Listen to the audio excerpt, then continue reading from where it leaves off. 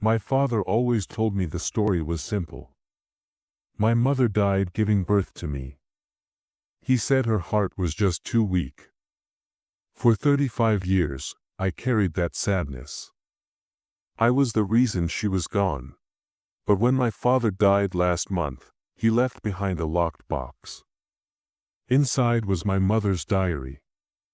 The last entry was written the morning I was born. It did not say she was sick. It said she was scared. And it said that if she did not make it out of that hospital, it was not an accident. It was a plan. Before we start, don't forget to like this video, comment where you're watching from, and hit that subscribe button so you never miss a story like this. So, it started from here. My name is Alice. I grew up in a house with a ghost. My father, named Henry, raised me. But he never talked about my mother, named Catherine. There was only one picture of her. A beautiful woman with a sad smile. My father married again when I was 5. My stepmother, named Evelyn, was a nurse. She was always kind, but cold. Like a perfect stranger living in our house. My best friend, a girl named Sarah, always said my house felt like a museum. Quiet and sad. I always felt a piece of me was missing.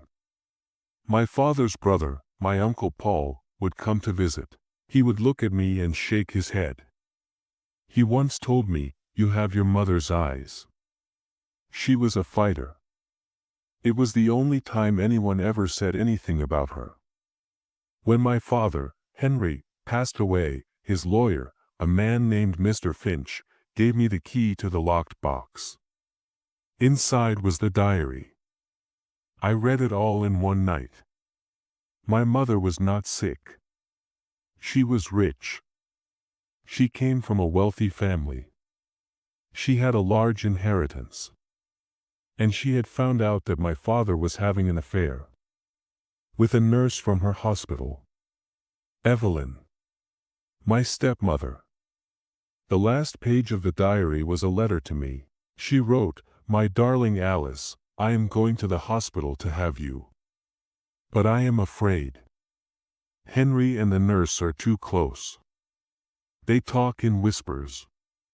If I do not come home with you, know that I did not leave you.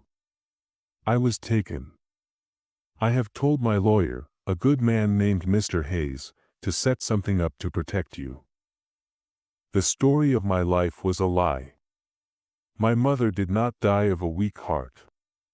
She died of a weak husband. I did not feel rage. I felt a cold, clear purpose. My mother had left me a map. I went to see the old lawyer, Mr. Hayes. He was retired now. He was a very old man. I showed him the diary. He nodded slowly. His eyes were full of a sadness that was 35 years old. "I was hoping you would come one day," he said. "Your mother was a very smart woman. She knew she was in danger." He explained the plan she had made. She had a secret trust fund. A very large one. All of her family's money. But it had a special lock on it. The money could only be touched by me. And it would only be unlocked if a very specific thing happened. It would unlock if my stepmother, Evelyn, ever legally tried to become my guardian or tried to control any of my finances. My mother knew that if she died, my father would marry Evelyn. She knew they would try to get the money. She had set a trap. But the trap was never sprung.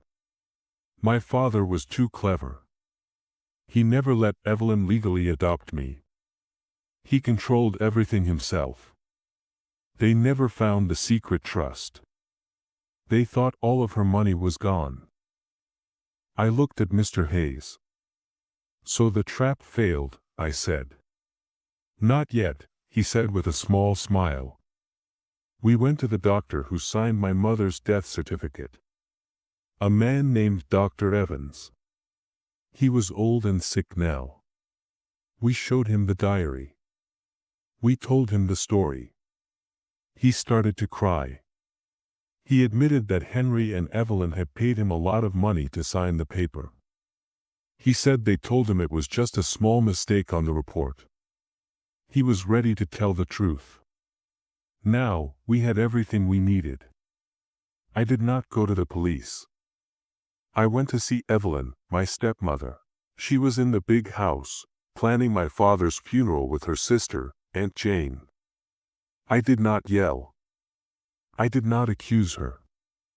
I just put the diary on the table. I know what you did, I said quietly. Evelyn's face turned to white stone. But I am not here for revenge, I said. I am here to offer you a deal. I slid a legal document across the table. It was from my lawyer. It said that she would give me the house, the savings, everything my father owned. In return, I would not give her name, or Dr. Evans' confession, to the police. She looked at me, confused. She thought I did not know about the big money. She thought this was all she could lose. She signed the paper. She wanted to be free of me. The moment her pen left the paper, my phone rang. It was Mr. Hayes. "The trap is sprung, Alice," he said. "She just tried to legally settle an inheritance with you. The trust is now yours." I looked at Evelyn. She did not understand what had just happened. She thought she had gotten away with it. I did not take her to jail.